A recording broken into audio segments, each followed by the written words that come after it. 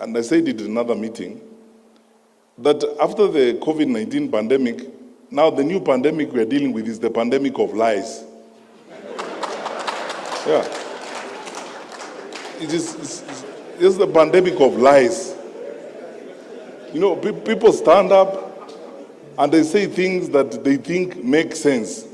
You know, I've been looking at politicians, and fortunately I have the opportunity of having served in cabinet. I know how a budget is drawn, and I know how much money we have in our resources to draw a budget.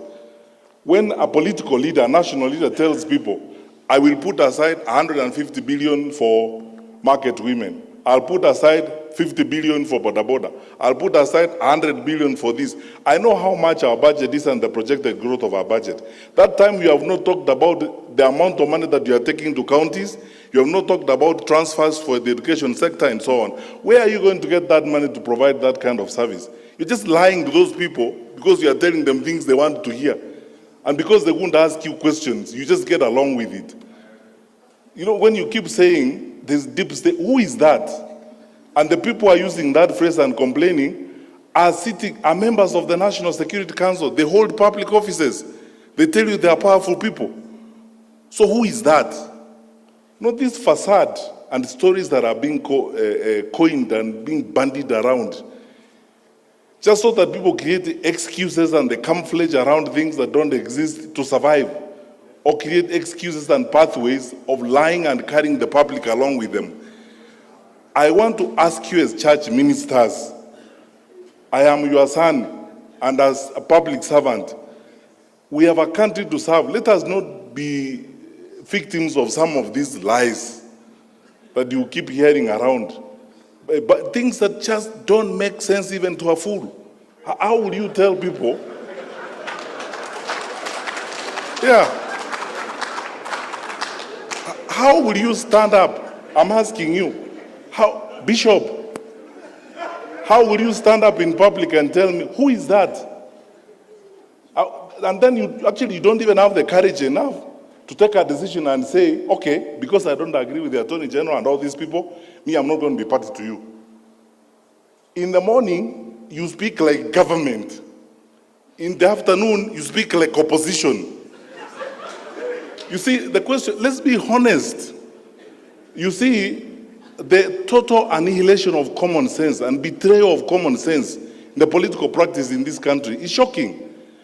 When you tell people about there being who is that? What is that deep state? The Inspector General who seated here? We have passed a constitution that requires us, it's in black and white. You know, even me, if I have to give directions to the Inspector General, the law requires that I put it in writing. And since I became Minister for Interior, I told the nation the other day, I've written 2 such letters, one to Boynet and one to him, to provide policy guidance. And even before I send it, I asked the Attorney General, does it pass muster? The Attorney General says, under the law, you can't do this. So, stop here, let us proceed. Now, how can you turn around in a country of the amount of freedom that we have?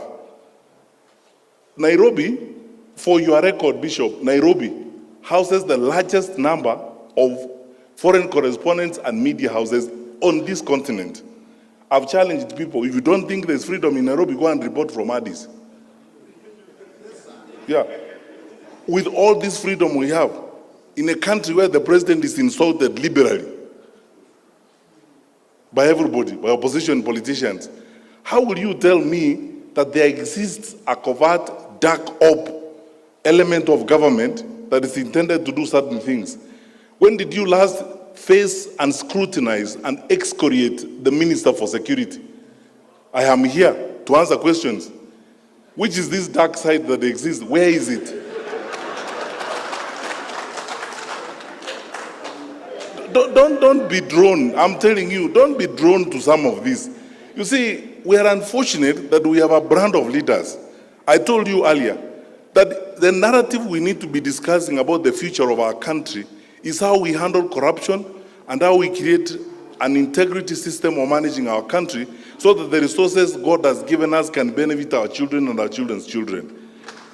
Now, instead of having that conversation, the artists, the political artists who want to avoid that conversation, They come up with all manner of excuses.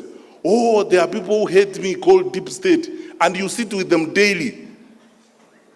So when do they become deep? When they are with you or when they are not with you?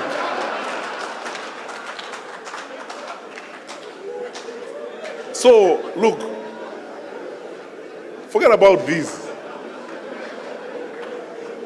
We run an open, transparent, accountable government. Our president, my boss, is probably one of the most liberal and open-minded heads of state on this continent. We are a responsive government. I am not aware. Tell me what you want to know about this government and where you want to go, I take you there. Do you want to go and sit in MC3 in Matiangi'S office and watch the patrol thing? And so on. When you ask questions, we will answer. But you see, to create campaign jargon, you know, this story of you must look for a way of creating some level of sympathy so that people can sympathize with you, that you are an underdog. So you create some phantom, some fictitious devils that are existent somewhere that are against you. And these devils are not described. So you use some communist type language and call them deep state. And say, you know, these people, they may be having the state, but we have God. God is for all of us. You can't have God yourself. So, Bishop, forget about this thing, my brother. Let's just go forward and build our country. That doesn't exist. Secondly, and that's why I say thank you for asking me this question, because I never get this opportunity to respond to these things. So I tell you what I think. I mean, if I wasn't before religious leaders, I would have even used a stronger language. Because this is petty, it's empty, there's nothing, it's hollow. People are just loitering around saying things that don't exist.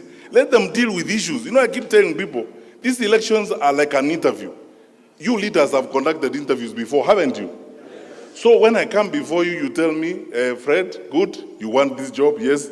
Where have you been? I tell you, I was headmaster there, I was this.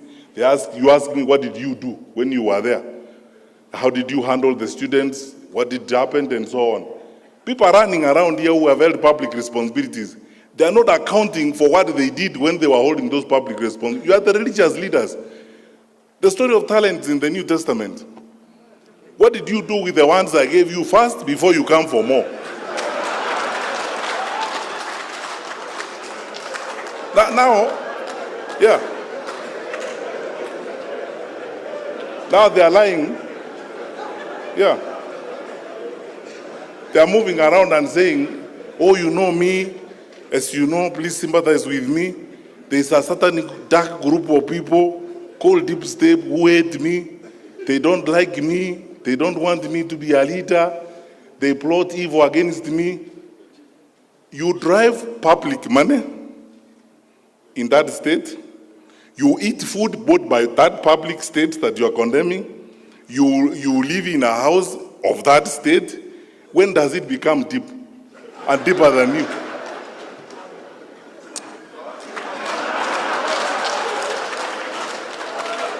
Forget about these jokes.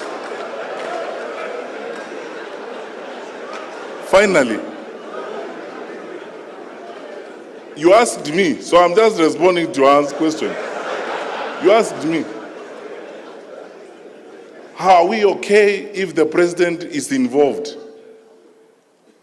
You know, sometimes I don't know whether to laugh or cry. Where do we live? We have to choose what we want. Do we want democracy or autocracy? We say, okay, we are a democratic institution. When did the president lose his democratic right? So that he's supposed to keep quiet because you are president, see no evil, hear no evil, say nothing. You are president. Yeah, when you try to say, we tell you, no, you are president, keep quiet. So, don't say anything. And you are not supposed to associate with anybody, you are not supposed to tell anybody. I have not heard my boss, our president, anywhere in this country, both in private and in public, telling anybody, this is a presidential decree. You must go this way. I've never heard him say such things. The president speaks like the leader of our people, like we expect all leaders to speak. In my view, this is what I think I would like would happen to our country. And you have the democratic right to agree or disagree with him. And nothing will happen to you, by the way, if you disagree with him. And nothing will happen with you if you agree with him. That's the country we are building. You saw President Obama, before he left office, on the campaign trail for the Democratic Party candidate. Did that happen or it did not happen? That is supposed to be the icon of democracy in the world.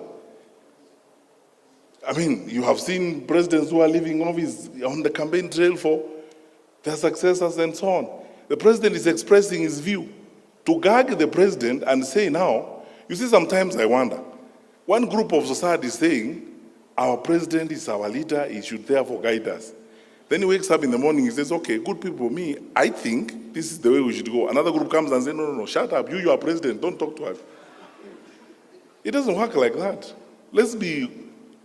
Allow me please to use this phrase, let's not be pretentious. Let's be honest to each other. And let us not sacrifice common sense on issues like this. Everybody can express themselves. We are in a free society. Sasa tujenge nchi yetu jamani. Na tushirikiane. Rais wetu means well. When he says, he doesn't tell us, oh, from today I have decreed. I've never heard him say that. Yeah, anasema mimi kwa maoni yangu vile naona, this is how it's. And you know, by the way, if he never gave any maoni, we'll also wonder, this one, he doesn't have a view about how we should go. And then now he's carrying the burden of leadership.